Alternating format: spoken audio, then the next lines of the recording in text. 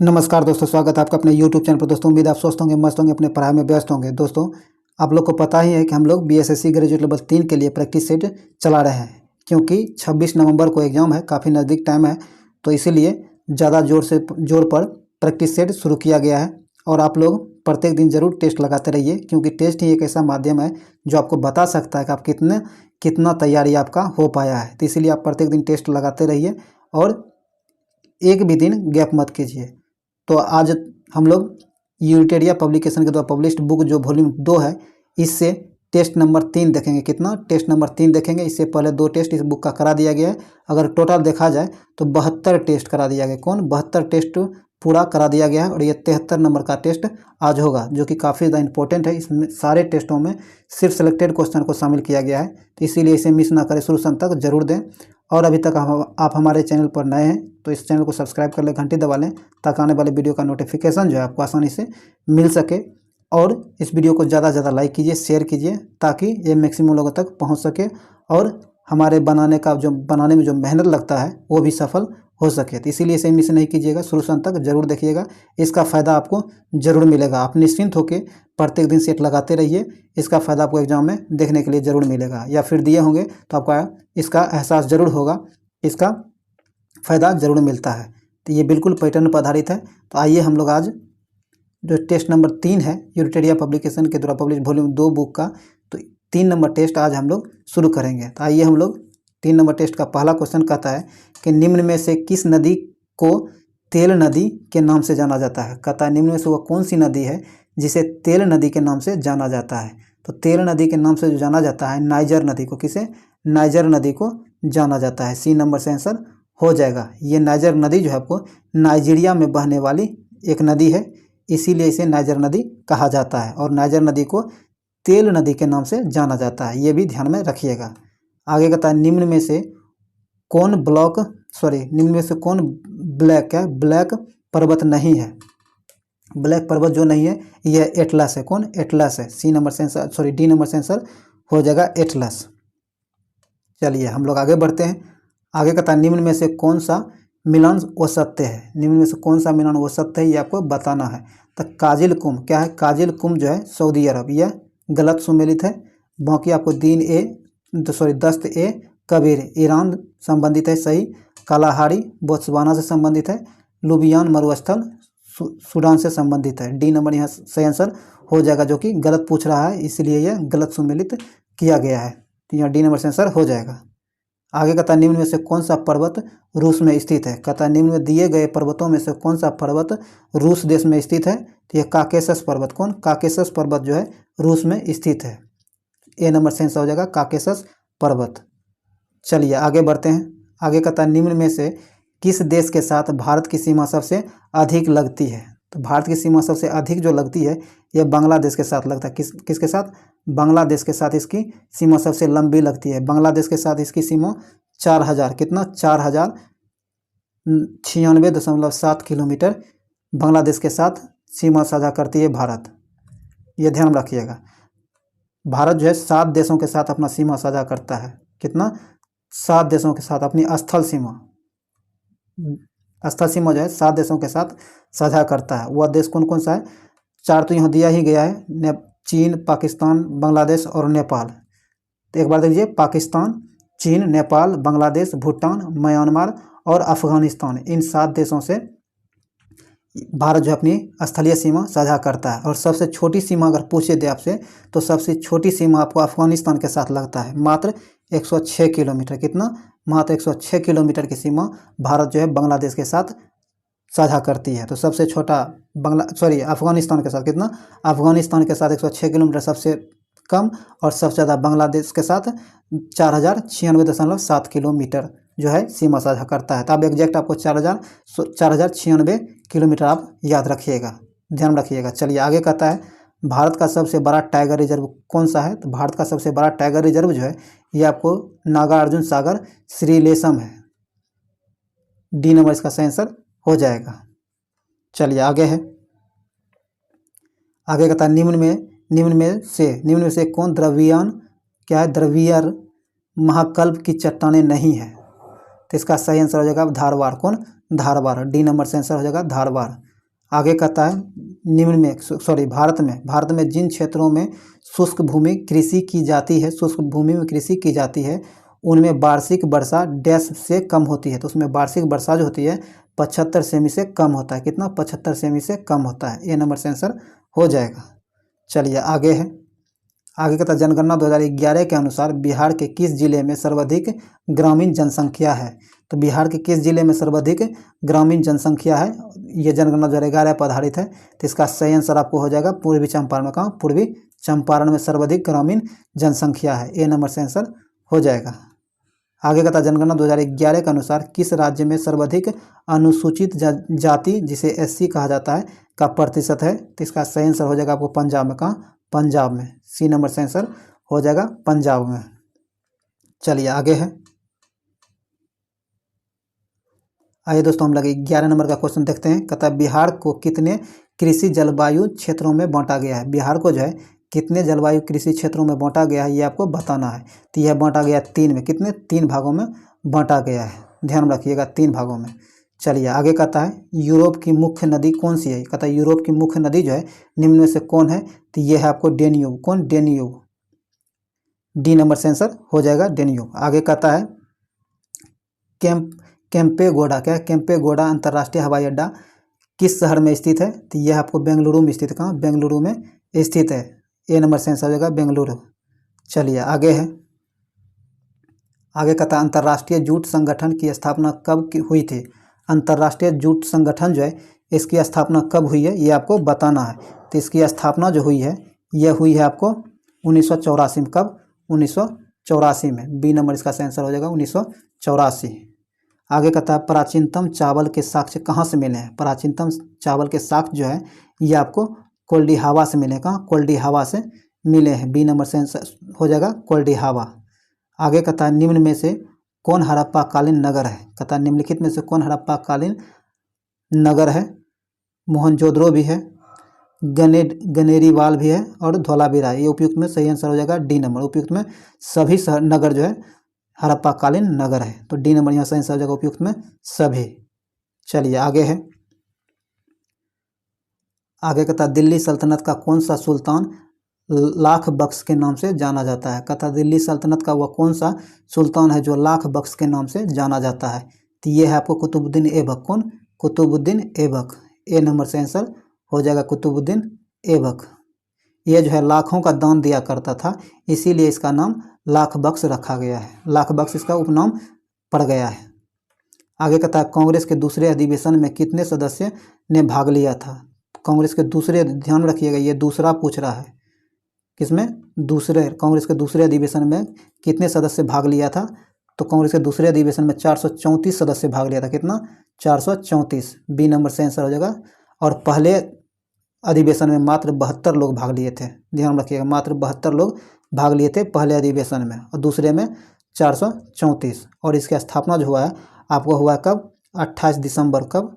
28 दिसंबर को 1885 में। कब? 1885 में।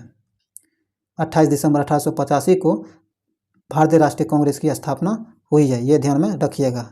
यहाँ पूछा आपको दूसरे अधिवेशन में कितने सदस्य शामिल थे? तो 434। अब पहले में 72। यहाँ से आंसर हो जाएगा 434 बी नंबर। चलिए आगे है। चटगांव शस्त्रागार छापामारी की योजना निम्नलिखित में से किसके द्वारा बनाई गई थी? तो यह जो बनाई गई थी ये सूर्यसेन के द्वारा बनाया गया था। किसके द्वारा? सूर्यसेन के द्वारा बनाया गया था। और ये हुआ था कब? तो 18 अप्रैल। कब? 18 अप्रैल 1930 को। कब? 18 अप्रैल 1930 को हुआ था यह, ध्यान रखिएगा। चलिए आगे कहता है लंदन में इंडियन होम रूल क्या है? आइए आगे देखते हैं। कहता है लंदन में इंडियन होम रूल सोसाइटी की स्थापना किसने की थी? तो ये किया था आपको श्यामजी कृष्ण वर्मा। कौन? श्यामजी कृष्ण वर्मा ने इसकी स्थापना किया था 1905 ईस्वी में। कब? 1905 ईस्वी में। ये ध्यान में रखिएगा। सॉरी दोस्तों, यहाँ से आंसर हो जाएगा 1905 में। एक नंबर से आंसर हो जाएगा श्यामजी कृष्ण वर्मा के द्वारा किया गया था लंदन में। आगे कहता है 1909 में इंडियन काउंसिल एक्ट में किस बात की व्यवस्था की गई थी? कहता है 1909 में इंडियन काउंसिल जो हुआ था, इस एक्ट में किस बात की व्यवस्था की गई थी? तो इसमें व्यवस्था किया गया था सांप्रदायिक प्रतिनिधित्व का। किसका? सांप्रदायिक प्रतिनिधित्व का व्यवस्था किया गया था। बी नंबर से आंसर हो जाएगा। चलिए आगे है, आइए आगे। कहता इंडियन ओपिनियन नामक अखबार किस भाषा में प्रकाशित होता था? कहता इंडियन ओपिनियन नामक अखबार जो प्रकाशित होता था यह किस भाषा में होता था? तो ये होता था आपको गुजराती, हिंदी, अंग्रेजी, इन तीनों भाषाओं में प्रकाशित होता था। डी नंबर से आंसर हो जाएगा। ये तीनों में प्रकाशित होता है और इन तीनों के अलावा आपको तमिल और अंग्रेजी, क्या है, तमिल और अंग्रेजी में भी प्रकाशित होता था, ध्यान रखिएगा। और इसका प्रकाशन दक्षिण अफ्रीका में महात्मा गांधी के द्वारा शुरू किया गया था। आगे कहता है 1936 में, क्या 1936 में अखिल भारतीय किसान सभा का प्रथम अध्यक्ष किसे चुना गया था? तो यह चुना गया था स्वामी सहजादानंद को। कब? स्वामी सहजादानंद को चुना गया था। सी नंबर से आंसर हो जाएगा स्वामी सहजादानंद। चलिए आगे है, आइए आगे देखते हैं 24 नंबर में। 24 नंबर में कहता है वह सहयोग आंदोलन कब प्रारंभ हुआ था? वह सहयोग आंदोलन जो था यह कब प्रारंभ हुआ था? तो यह प्रारंभ हुआ था आपको 1 अगस्त 1920 को। कब? 1 अगस्त 1920 को प्रारंभ हुआ था। ए नंबर से आंसर हो जाएगा। और ये आपको कभी कभी पूछ लिया जाता है कि वह सहयोग आंदोलन जो है यह किस घटना के कारण समाप्त कर दिया गया या फिर वापस ले लिया गया? तो ये चौरी चौरा, क्या है, चौरी चौरा घटना के कारण, जो कि यूपी के गोरखपुर में यह घटना हुई थी, उसी के कारण इसे महात्मा गांधी के द्वारा वापस ले लिया गया था। और ये घटना जो हुई थी, चौरी चौरा घटना जो हुआ था 5 फरवरी 1922 को। कब? 5 फरवरी 1922 को चौरी चौरा का घटना हुआ था। इसी घटना के कारण, इस घटना के बाद 12 फरवरी को, कब? 12 फरवरी को महात्मा गांधी के द्वारा 12 फरवरी 1922 को, कब? 1922 को वह सहयोग आंदोलन को वापस ले लिया गया था। तो ये डेट आप याद रखिएगा, बहुत काम देगा आपको एग्जाम में। चलिए आगे है, समावेशी समृद्धि के लिए आवश्यक है। कहता समावेशी समृद्धि जो है ये महत्वपूर्ण आवश्यक है। किसके लिए आवश्यक है? तो यह आवश्यक है आपको उपयुक्त में सभी के लिए। आदेश संरचनात्मक सुविधाओं को विकास के लिए, कृषि का पुनरुद्धार के लिए, शिक्षा एवं स्वास्थ्य जैसी सामाजिक सेवाओं की अधिकाधिक उपलब्धता के लिए। डी नंबर से आंसर हो जाएगा उपयुक्त में सभी। आगे कहता निम्नलिखित में से कौन सा राजकोषीय संकेत नहीं है? कहता निम्न में से कौन सा राजकोषीय संकेत नहीं है? तो राजकोषीय संकेत नहीं है ये आपको घरेलू उपयोग, क्या है, सॉरी दोस्तों, इसका सेंस हो जाएगा चालू खाता का घाटा। क्या? चालू खाता का घाटा। डी नंबर से आंसर हो जाएगा। चलिए आगे बढ़ते हैं हम लोग। आगे कहता है भारत में, क्या है, भारत में गरीबी रेखा का मापन किसके आधार पर किया जाता है? भारत में गरीबी रेखा का मापन जो किया जाता है यह किया जाता है आपको घरेलू उपयोग पर। किसके? घरेलू उपभोग के आधार पर गरीबी रेखा का मापन किया जाता है। डी नंबर से आंसर हो जाएगा। आगे कहता है निम्न में से किस अनुच्छेद के अंतर्गत वित्त आयोग के गठन का प्रावधान किया गया है? तो वित्त आयोग के गठन का प्रावधान जो किया गया है ये किया गया अनुच्छेद 280 में। कहाँ? अनुच्छेद 280 के अंतर्गत इसका प्रावधान किया गया है। ए नंबर से आंसर हो जाएगा। चलिए आगे है, आगे कहता है एक तत्व में इलेक्ट्रॉन और न्यूट्रॉनों की संख्या क्रमशः 18 और 20 है। तो इस तत्व की द्रव्यमान संख्या क्या होगी? तो इस तत्व की द्रव्यमान संख्या आपको 38 हो जाएगा। कितना? 38 हो जाएगा। सी नंबर से आंसर हो जाएगा 38। चलिए आगे है, आगे कहता है भारतीय रिजर्व, क्या है, भारतीय रिजर्व बैंक के संबंध में निम्नलिखित में से कौन सा या कौन से कथन सत्य है? तो इसके बारे में कौन सा कथन सत्य है ये आपको बताना है। कहता है कि यह केंद्र सरकार का बैंक है, सही है। यह मौद्रिक नीति बनाता और लागू करता है, यह भी सही है। केंद्र सरकार की ओर से ऋण जारी करता है एवं उनका प्रबंधन करता है, यह भी सही है। तो डी नंबर से आंसर हो जाएगा उपयुक्त में सभी सही दिया गया है। आगे चलिए बढ़ते हैं हम लोग। आगे कहता है कि समुद्र में डूबी हुई वस्तुओं की स्थिति जानने के लिए निम्न में से किस यंत्र का उपयोग किया जाता है? कहता है समुद्र में डूबी हुई किसी वस्तु की स्थिति का पता लगाने के लिए किस यंत्र का प्रयोग किया जाता है या उपयोग किया जाता है? तो ये किया जाता है सोनार का। किसका? सोनार का। ए नंबर से आंसर हो जाएगा सोनार का प्रयोग किया जाता है। आगे कहता है निम्नलिखित में से कौन सुमेलित नहीं है? निम्नलिखित में से कौन सुमेलित नहीं है?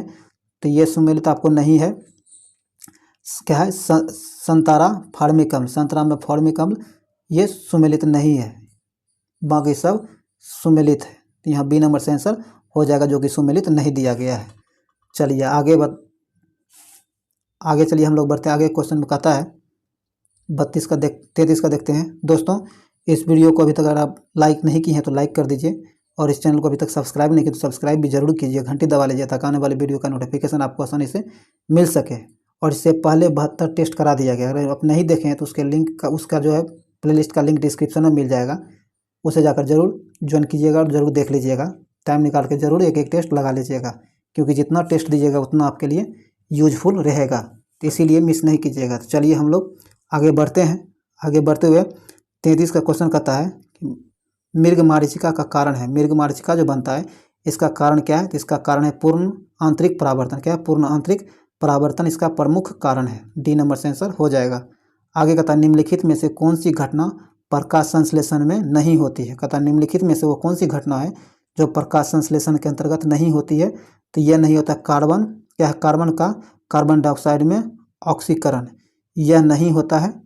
यहाँ सी नंबर से आंसर हो जाएगा, क्योंकि यहाँ नहीं होता है वही पूछा है, तो सी नंबर यहाँ से आंसर हो जाएगा। लेकिन यहाँ कहता है प्रकाश ऊर्जा का रासायनिक ऊर्जा में रूपांतरण सही है। कार्बन डाइऑक्साइड का कार्बोहाइड्रेट में अपचयन होना यह भी सही है, और क्लोरोफिल द्वारा प्रकाश ऊर्जा का अवशोषण करना यह भी सही है। ये तीनों सही दिया गया, लेकिन सी नंबर गलत दिया गया, और गलत ही पूछा था, इसीलिए सी नंबर से आंसर हो जाएगा। चलिए आगे बढ़ते हैं हम लोग। आगे कहता है कि पॉलीकॉट, क्या है? पॉलीकॉट किसका मिश्रण है? पॉलीकॉट जो है ये आपको पॉलिस्टर और कपास का मिश्रण है। किसका? पॉलिस्टर और कपास का मिश्रण है। ए नंबर से आंसर हो जाएगा, पॉलिस्टर और कपास का मिश्रण है। आगे कहता है निम्नलिखित ईंधनों में सर्वाधिक ऊष्मीयमान किसका होता है? निम्नलिखित ईंधन जो दिया गया इनमें से सर्वाधिक ऊष्मीयमान किसका होता है? तो एलपीजी का। किसका? एलपीजी का। सी नंबर से आंसर हो जाएगा। एलपीजी का जो होता है ऊष्मीयमान 55,000, कह रहे 55,000 इसका ऊष्मीयमान होता है, ये ध्यान में रखिएगा, सबसे ज़्यादा होता है। चलिए आगे बढ़ते हैं।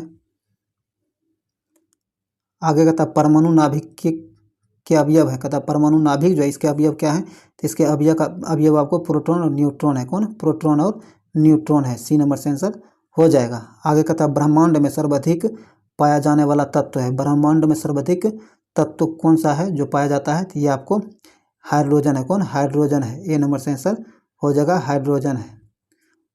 चलिए आगे है।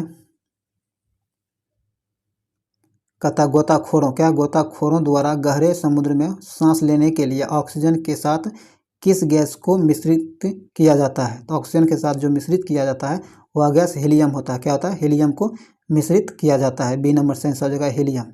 आगे कहता बुलेट प्रूफ पदार्थ बनाने के लिए निम्नलिखित में से कौन सा बहुलक प्रयुक्त होता है?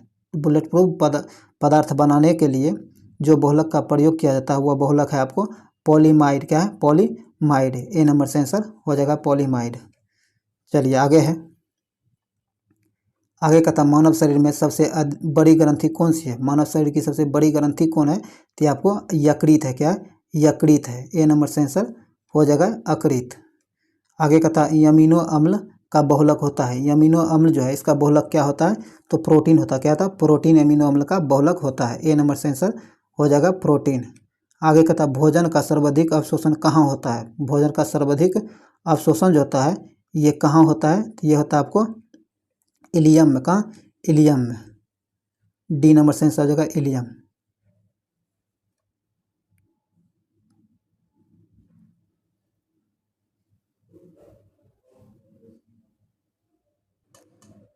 चलिए आगे कहता है कि प्रासरव, क्या है? प्रासरव ध्वनि का उपयोग किस में किया जाता है? प्रासरव ध्वनि जो है इसका उपयोग किस में किया जाता है ये आपको बताना है। यह समुद्र की गहराई का पता लगाने में इसका प्रयोग किया जाता है, सही है।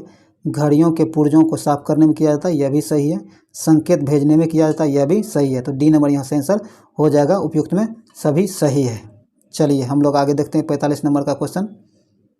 दोस्तों इस क्वेश्चन को शुरू से लेकर पूरे वीडियो को देखिए, छोड़ के नहीं जाइएगा। चलिए आगे है। मस्तिष्क का, क्या? मस्तिष्क का कौन सा भाग सोचने का कार्य करता है? कहता है मस्तिष्क का वह कौन सा भाग है जो सोचने का कार्य करता है?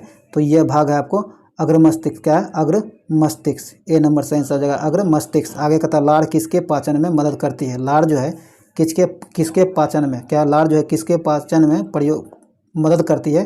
तो ये मदद करती है स्टार्च के पाचन में। किसके? स्टार्च के पाचन में लार मदद करती है। आगे कहता है इंसुलिन में निम्नलिखित में से कौन सी धातु मौजूद होती है? इंसुलिन में जो है कौन सी धातु मौजूद होती है? तो इंसुलिन में आपको जस्ता मौजूद होता है। क्या? जस्ता मौजूद होता है। सी नंबर से आंसर हो जाएगा जस्ता। चलिए आगे बढ़ते हैं।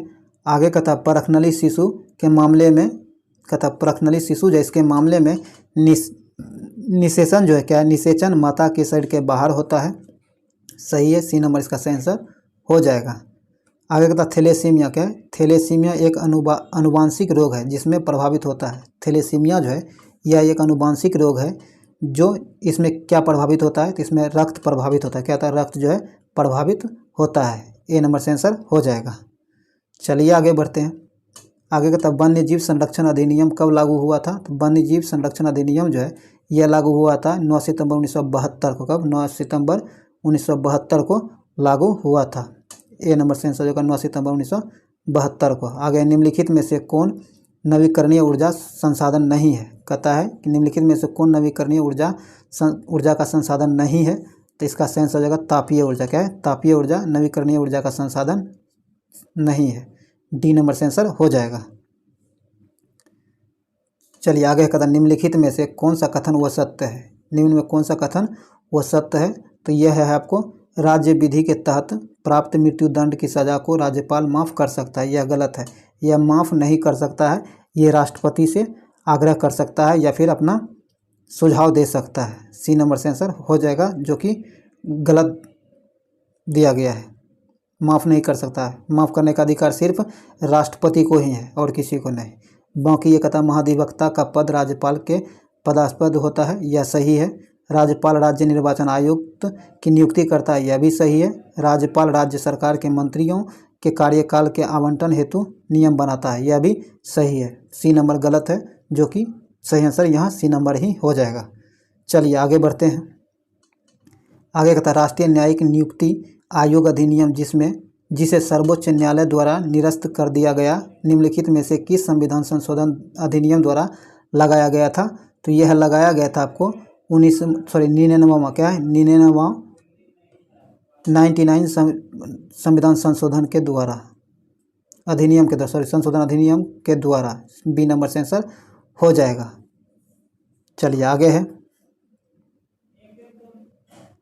आगे कहता है भारत के राष्ट्रपति को उसके पद से हटाया जा सकता है। भारत के राष्ट्रपति जो है उसे हटाया जा सकता है। किसके द्वारा हटाया जा सकता है? तो ये सिर्फ संसद के द्वारा ही उसे हटाया जा सकता है। और ऐसा प्रावधान जो है आपको अनुच्छेद 61 में किया गया। किसमें? अनुच्छेद 61 में किया गया है कि राष्ट्रपति को संसद के द्वारा ही महाभियोग के माध्यम से हटाया जा सकता है। ध्यान रखिएगा। आगे कहता है निम्नलिखित में से किस अनुच्छेद के अंतर्गत नागालैंड राज्य का विशेष प्रावधान दिया गया? नागालैंड राज्य को किस अनुच्छेद के अंतर्गत विशेष प्रावधान दिया गया है? तो यह दिया गया आपको अनुच्छेद 371 ए के, क्या है?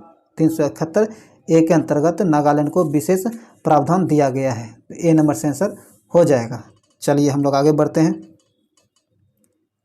आइए 56 नंबर का क्वेश्चन देखते हैं। कहता है राज्यसभा, क्या राज्यसभा के सदस्य का कार्यकाल कितने वर्ष का होता है? राज्यसभा जो है इसके सदस्य का कार्यकाल 6 वर्ष का होता है। कहता है 6 वर्ष का कार्यकाल होता है। सी नंबर से आंसर हो जाएगा 6 वर्ष का।